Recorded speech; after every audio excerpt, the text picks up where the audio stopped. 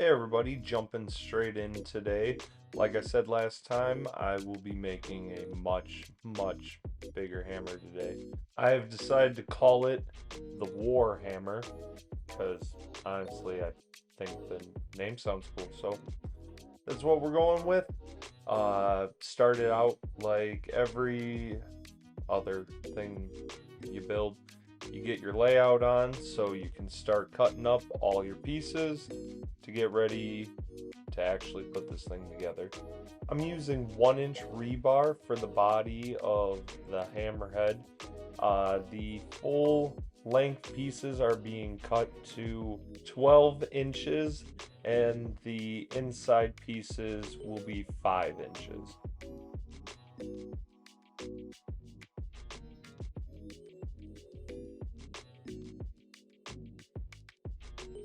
I finished up all of the 12-inch pieces, so now it was time to put the layout on my next piece for all of the 5-inch inside pieces.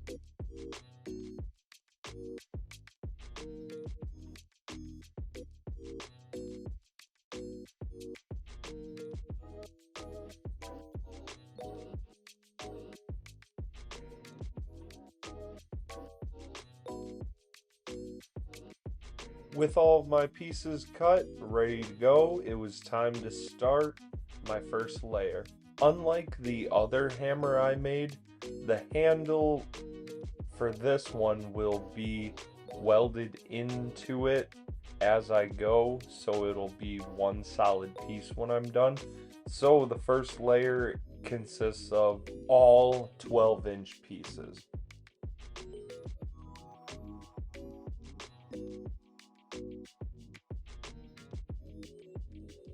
With that all welded, it was time to set my handle.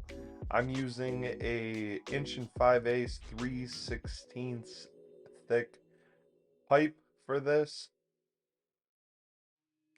I realized as I was going through the second layer that I set my first piece in a little bit more than I should have, and it started to push all the other ones over. So I just threw the last couple pieces in the vise and ground them down a little bit so they were a bit thinner and kept the shape and size I was looking for.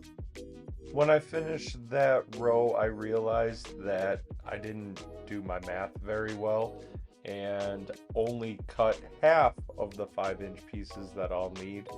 There's also an issue with a pretty large void on both sides of the handle where my 5-inch pieces meet up. So I'm going to cut small chunks and shave them down essentially until I can get them to fit, but I won't know how big to make the pieces until I'm on the next layer. So we're just going to keep going, and every time I finish a layer, I'll chop down, customize a little piece, and pop it in that void.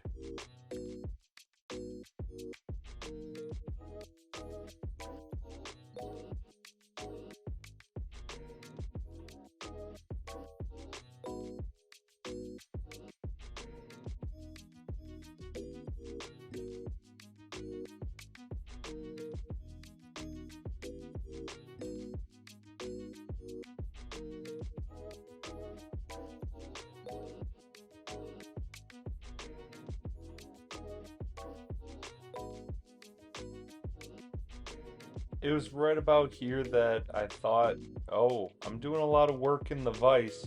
Probably can't see it, so in the middle of shooting it, I went over and readjusted my angle a little bit.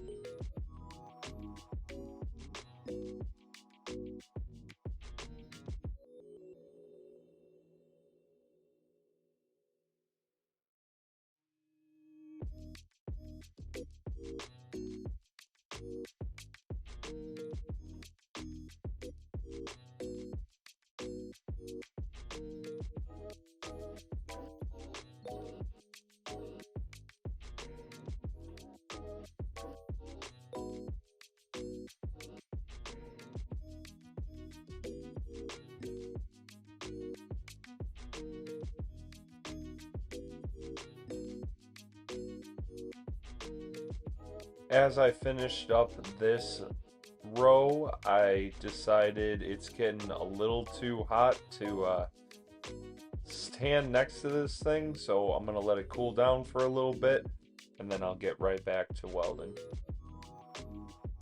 So I came back after a little bit and it was still way too hot to deal with. So I let it cool overnight and the next morning I came back to finish up the rest of the welding. With that row welded, it was time to move on to the fifth and final layer.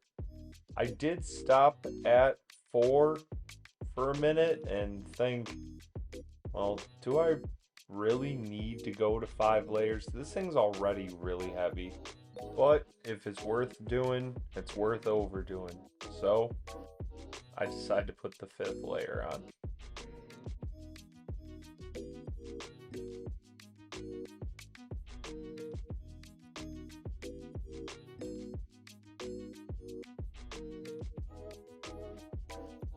For the final row of welding, I wanted to try and do another attempt at showing you a little bit more of the close-up of the welding. It's a lot better than last time, but still gonna keep working on that a little bit. I wanted to fill the handle with sandblast steel shot to try and give it a little bit more weight since the head is so heavy. Also, it will hopefully cut down on the reverb in the handle when I hit stuff.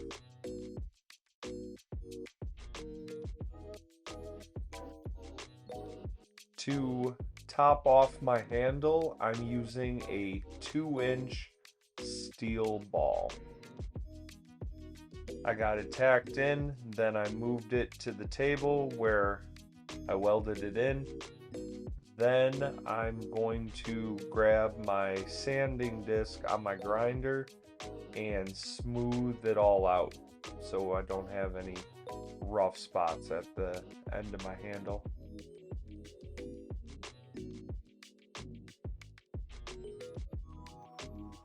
I actually was lucky enough to be able to take the hammer to work and put it in the saw to cut down the ends so they would all be pretty much flush. To finish this off, I wanted to give it a little more character, so I'm taking 1/8 inch by 1 inch flat stock and wrapping 2 bands around both sides of the hammerhead. On each side, I wanted to secure the flat stock, so I drilled a 1/4 inch hole in the middle of it just so the band wouldn't try and move around too much. Once I got all the way around, I marked it off and cut the excess and finished welding the seam up. With the first side done, I moved on to the second side. It went a little easier the second time around since I actually knew how I was going to accomplish this.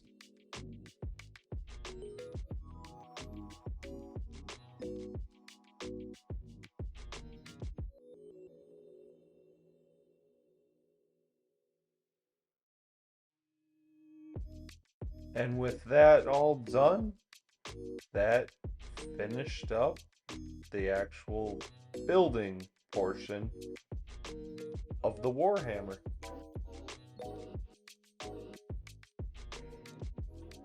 But with the building done, you know what time it is. It's time to get all of the BBs off. So, buckle up, because we're going to be here for a while. Nah, I'm just messing with you. We don't have to watch that. I got all of the BBs taken off and it was time to polish up everything so we could get a nice, pretty shine on it. To finish it off, I wanted to put a grip of some kind on it. So actually, I just grabbed the baseball bat wrap that came with the handle, well, the entire bat of the other hammer, and I just used that, and it actually worked out pretty good. With everything all wrapped up, this hammer was officially done.